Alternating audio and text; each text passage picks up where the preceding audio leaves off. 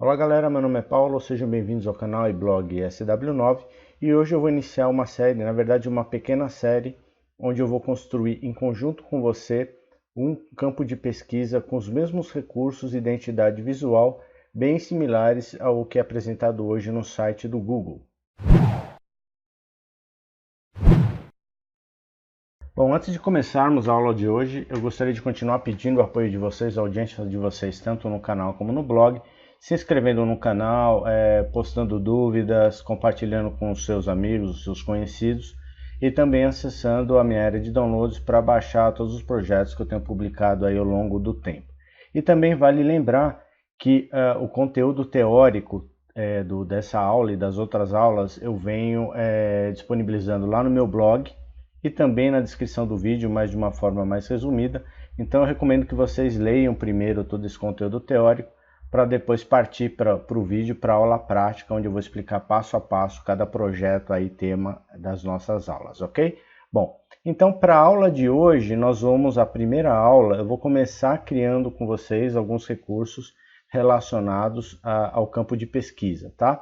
Então aqui, aproveitando aqui a minha página de fundo aqui do notebook, onde vocês podem ver o campo de pesquisa, e aí alguns recursos que nós vamos implementar ao longo dessas três aulas. Então nós temos aqui o Float Label, temos o Round Corner, o Pop Over, o Clear Input, o V-Keyboard e o Append Icon. Então nós vamos distribuir, explicar cada um desses recursos aqui ao longo dessas três aulas. Então vamos aqui abrir a nossa IDE de desenvolvimento, né, que nada mais é do que um local onde nós vamos poder colocar os nossos códigos e ver o resultado na prática. Então, pela primeira vez eu estou utilizando o JS Fiddle nas minhas aulas e eu vou compartilhar o Playground lá a primeira vez também lá no meu blog, onde vocês vão poder em tempo real fazer as alterações do código e ver o resultado final, ok? E também, como eu sempre disponibilizo, eu vou deixar o código fonte em forma de pacote disponível lá na minha área de downloads. Para acessar a área de downloads é bem simples, basta vocês informarem um e-mail válido e automaticamente vocês vão ter acesso restrito à minha área de downloads. Esse link para a área de downloads vai estar disponível tanto lá no meu blog também como na descrição do vídeo, né? Então é bem fácil o acesso. Então aqui este é o JS Fiddle, né? Uma plataforma, uma ideia onde vocês podem construir seus códigos. E a primeira coisa que eu quero mostrar para vocês, qual vai ser o resultado final ao término dessa aula. Então, ao término dessa aula, nós vamos ter este resultado aqui. Então aqui eu tenho o meu formulário, o meu campo, né, de pesquisa, e nós vamos implementar nessa primeira aula os cantos arredondados do campo, o append aqui dos ícones, ou seja, o que consiste esse append?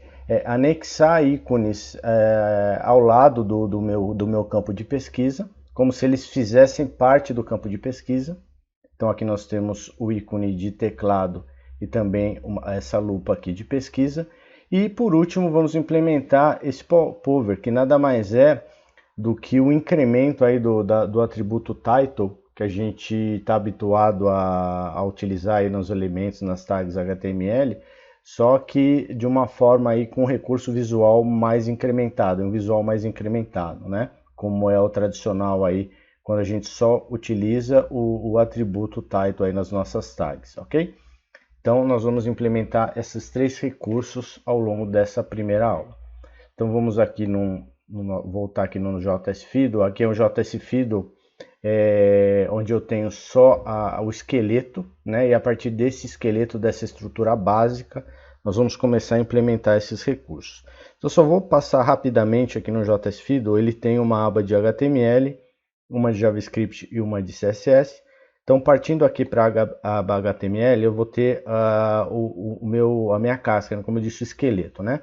Então basicamente o que a gente vale de destaque, eu vou repassar rapidamente aqui o que a gente tem de importante. Eu tenho aqui a inclusão da referência da biblioteca Bootstrap, né, a parte de CSS. Tenho também a inclusão do CSS da biblioteca chamada Font Awesome, que é uma biblioteca de ícones que nós vamos usar aqui nessa aula. Tenho aqui um estilo básico, aqui, padrão aqui aplicado ao body. Um pouquinho mais embaixo a gente vai ter estrutura já preparada, né, um template preparado utilizando o framework Bootstrap, onde a gente tem o div class container. Aqui a gente vai ter o nosso formulário e dentro do formulário eu já vou utilizar umas classes próprias para a gente agrupar os nossos campos, né, caso a gente tivesse aí mais de um campo. Então a class form group, a div input group, e dentro dela eu vou ter o meu input, que é como vocês podem ver aqui, tá? E o que a gente vai ter de atributos aí da nossa tag input? O type dele, que vai ser o tipo texto, a classe, o ID, o name, o placeholder, que na verdade é esse texto que aparece aqui quando você não tem nenhuma informação digitada no campo. A partir do momento que eu começo a digitar alguma informação, ele desaparece. O patterning, vazio, e o autocomplete desativado, ok? E um pouquinho mais aqui embaixo, no final, eu tenho as referências de JavaScript. Então, estou utilizando aqui nessa minissérie o jQuery, estou utilizando o Popper, que é justamente para utilizar lá o plugin de Popover, a biblioteca Bootstrap, a jQuery UI. Basicamente são essas as bibliotecas. E aí lá na terceira aula eu vou incluir uma biblioteca de teclado virtual, onde nós vamos implementar um teclado virtual para agregar aí o nosso campo de pesquisa. Então a primeira coisa que nós vamos implementar vão ser os ícones aqui, que vão ficar anexados, como se fosse a impressão de anexados mesmo ao meu campo de formulário aqui de pesquisa. O Bootstrap, com o Bootstrap é bem tranquilo fazer isso, tá? Ele possui um add-on que permite tanto fazer um append como um prepend de elementos aí, que dão essa impressão de itens anexados aos campos de formulário. Então, basicamente, o que eu vou fazer, embaixo dessa tag input, nós vamos incluir uma tag chamada span, que vai ser onde nós vamos encapsular os nossos itens, né, os ícones que nós vamos utilizar, utilizando a classe input group append. Então, como eu disse para vocês, a gente tem uma classe append e uma outra classe prepend, né? Então, o append ele vai anexar itens aqui do meu lado direito do meu campo e o prepend do lado esquerdo, tá? Vou fechar aqui a minha tag de span. Dentro dela eu vou ter uma tag div, utilizando as classes do Bootstrap, input group text, e uma classe chamada bg transparent, que é para dar um efeito transparente no mesmo efeito que eu tenho aqui no background do meu input, tá? Então, se meu input ele tivesse um fundo com uma cor diferente, eu teria que aplicar essa mesma cor também aqui para nessa classe desse meu elemento div aqui. Vou fechar minha div e aqui a gente vai incluir utilizando o font awesome, o primeiro ícone, que vai ser o ícone que representa a lupa. Então, a utilização do font awesome também é bem simples, né? Eu estou utilizando aqui a tag i e a classe FAS, que você tem sempre que usar. Isso, o FAS representa, na verdade, que é um ícone sólido, do tipo sólido. E aqui a classe especificamente do meu ícone que eu quero utilizar, que é o FA Search. Vou fechar, vou salvar e a gente vai rodar aqui para verificar como é que ficou. Então aqui eu tenho o primeiro ícone meu anexado ao meu campo, que é a lupa, e eu vou trabalhando os estilos dele aqui para ficar um pouco mais bonitinho, tá? Então vou vir aqui no local a gente define os estilos de uma página HTML. Aqui eu estou colocando diretamente no HTML, mas você pode também criar o seu arquivo CSS e colocar esses estilos lá. Então aqui eu vou utilizar FA Search, que é a classe do nosso ícone. E eu vou definir um tamanho diferenciado para ele, utilizando a propriedade font size, definindo aqui 15 pixels, e também definindo uma cor para ele. Diferente da tradicional, aqui eu vou usar o Dodger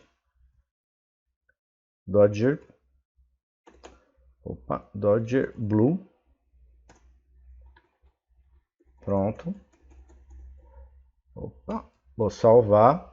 Vamos ver como é que ficou o resultado. Opa, tem alguma coisa errada aqui. Vamos ver aqui. FA Search, na verdade. Salvar. Pronto, então ele ficou com um azul aqui e ele teve uma mudança aqui no tamanho do ícone. E agora nós vamos adicionar um ícone que vai representar o nosso teclado virtual. Então nós vamos voltar aqui onde a gente tem a definição do iClass aqui, que é o nosso encapsulador. Nós vamos incluir antes do ícone de pesquisa o ícone que representa o teclado. Então aqui vai ser FA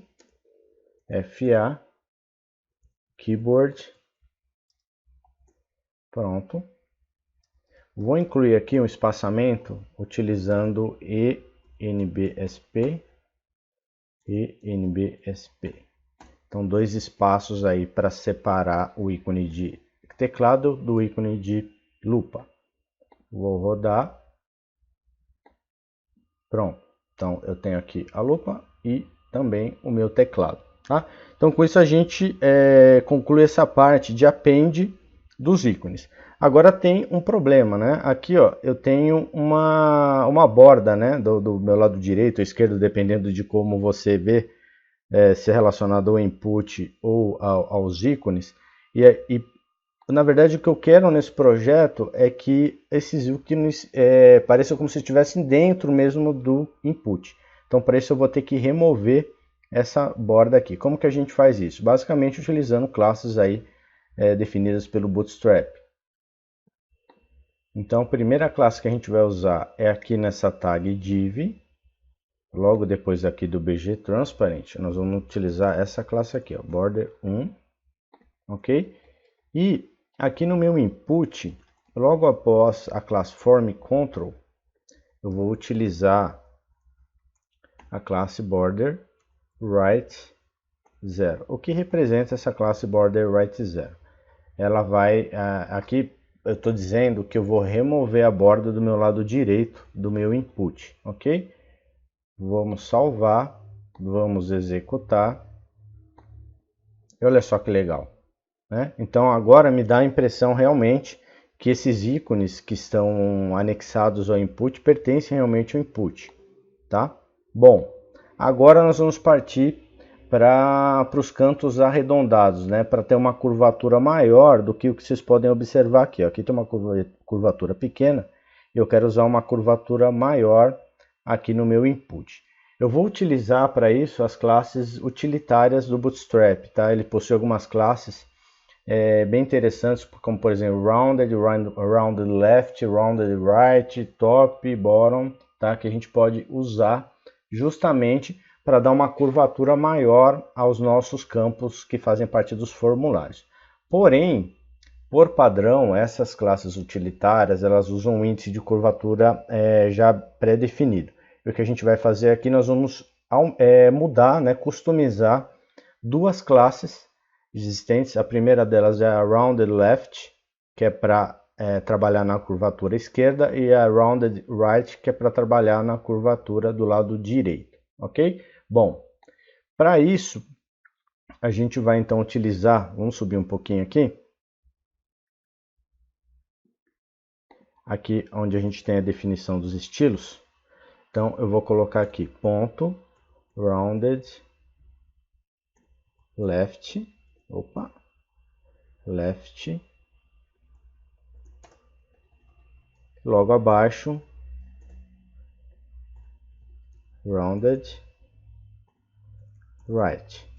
Na verdade são duas classes utilitárias que, como eu disse para vocês, já existem no Bootstrap, porém aqui eu vou fazer uma extensão delas, tá? Eu vou alterá-las para colocar realmente a configuração que eu necessito. Então, para dar a curvatura aí, ou aplicar a curva aos cantos do input, a gente usa uma propriedade chamada Border Radius. Então aqui Radius. E ele tem, eu posso ter, na verdade, né, vários valores associados a essa propriedade, né, no mínimo 1 e no máximo 4. Então eu vou explicar para vocês a que se refere cada valor desse, né, porque nós vamos utilizar os 4 valores aqui. Então aqui eu vou usar 50px, 0px, 0px, 50px. Vou utilizar aqui o important. Por que isso? Para que eu não tenha sobreposição desse estilo, tá? Então, mesmo se eu tiver classes antes aí sendo utilizadas para que possam sobrepor esse estilo que eu tenho aqui, o important me diz que esse item vai ser fixo lá, ele não vai sofrer nenhuma alteração, nenhuma sobreposição. Bom, e o que representa, como eu disse para vocês, cada um desses itens? Então, essa primeira porção aqui representa o canto superior esquerdo, tá? Define a curvatura do canto superior esquerdo. Esse outro valor representa a curvatura do canto superior direito, esse daqui do canto inferior direito e esse daqui do canto inferior esquerdo, tá bom? Então, nós vamos fazer o mesmo aqui, só variando a posição dos valores, né? Então, border radius 0px, 50px, 50px, 0px, importante, ponto e vírgula, e nós vamos salvar. E agora nós vamos utilizar essas classes lá, aqui mais para baixo no nosso HTML. Então, primeiro nós vamos aplicar essa borda aqui no nosso input. Então aqui na classe, logo após border right 0, nós vamos colocar rounded left. E aqui nessa nossa tag div, depois de border 1, nós vamos colocar rounded right. Vamos salvar, vamos ver o resultado agora. Olha só que legal. Então ele aplicou um índice de curvatura maior, né? Então já está ficando bem interessante aqui esse campo de pesquisa. E agora, para encerrar essa primeira aula, nós vamos implementar o popover, tá? Que nada mais é, como eu disse lá no começo da aula, ele dá uma aparência melhor ao que a gente no passado fazia quando utilizava o atributo title. O atributo title que faz parte aí das tags HTML, ok? O popover, na verdade, ele é um plugin, faz parte do Bootstrap UI. E aqui nós vamos encapsular esse meu ícone de keyboard com a sintaxe do popover. Então, como que nós fazemos isso? Nós vamos colocar aqui div data toggle. Então ele usa vários atributos aí, né, para a gente poder configurar o popover. Então aqui primeiro vai ser o nome, né, popover, o nome do nosso plugin. Data placement.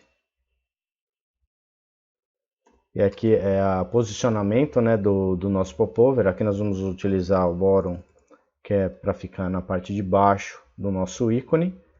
Data trigger. Como que ele vai ser disparado? Aqui no caso vai ser disparado no evento hover. Data content, que é o conteúdo do meu popover. E aqui eu vou digitar então virtual keyboard. Vou fechar. Eu vou remover esse div daqui porque ele tem que ser encapsulado. Como eu vou encapsular aqui o meu ícone, então ele vai ter que ficar aqui, ó, tá? Pronto, vou dar um tab aqui. Então, dessa forma, eu configuro a parte HTML do popover. Para o popover funcionar, eu preciso inicializá-lo. Aí entra em jogo a parte de JavaScript. Nós vamos vir aqui na abinha de JavaScript. Nós vamos colocar o código de inicialização. Nós vamos utilizar aqui, então, o cifrão, o seletor data toggle popover. Então ele vai percorrer o meu HTML em busca desse atributo data toggle igual a popover. Ponto. Aí eu vou chamar o meu método aí popover. Opa, popover. Pronto.